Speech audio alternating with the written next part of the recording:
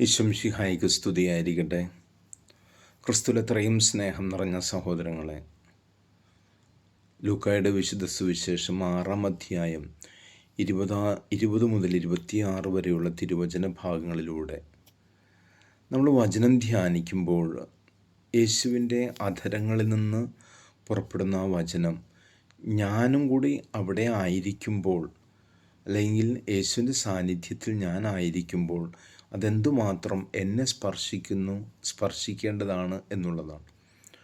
അപ്പോൾ ഈശോ വിലപിക്കുന്നവരെക്കുറിച്ച്, അല്ലെങ്കിൽ മറ്റുള്ളവരാൽ അവഗണിക്കപ്പെടുന്നവരെക്കുറിച്ച്, വിശപ്പ് സഹിക്കുന്നവരെക്കുറിച്ച്, ദാഹം അനുഭവപ്പെടുന്നവരെക്കുറിച്ച് അനുകമ്പയോടെ ഈശോ സംസാരിക്കുമ്പോൾ ഇപ്പോഴുള്ള അസ്വസ്ഥതകൾ, വേദനകൾ നിങ്ങൾക്ക് സന്തോഷമായി മാറും എന്ന് ഈശോ പറയും.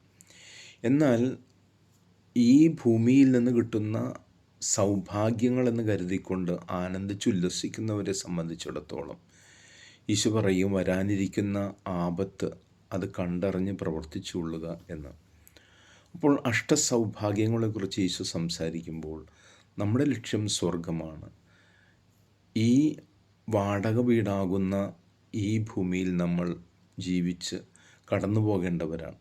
പക്ഷെ നമുക്ക് സ്വന്തമായിട്ടുള്ള സ്വർഗരാജ്യം, പലരും വിമർശനാത്മകമായി സ്വർഗത്തെക്കുറിച്ച് സംസാരിച്ചാൽ പോലും നമുക്ക് അനുഭവിക്കുവാൻ പറ്റുന്നത് വിശുദ്ധ കുർബാനയിലൂടെ ലഭ്യമാകുന്ന ആനന്ദവും സന്തോഷവുമാണ്.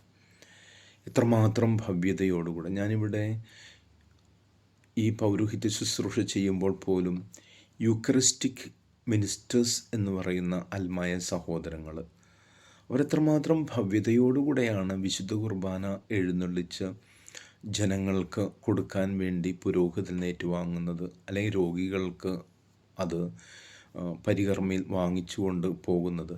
അപ്പോൾ വിശുദ്ധ കുർബാന എത്രമാത്രം യോഗ്യതയോടുകൂടെ അവർ നോക്കിക്കാണുകയാണ് പരമപരിശുദ്ധനായ ദൈവത്തെ.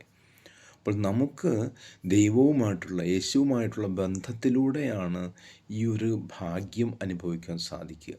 ആകയാൽ നമ്മുടെ ജീവിത പ്രവൃത്തികളെല്ലാം തന്നെയും അവിടത്തേക്ക് പ്രിയങ്കരമായി മാറുന്നു. പരിശ്രമിക്കാം.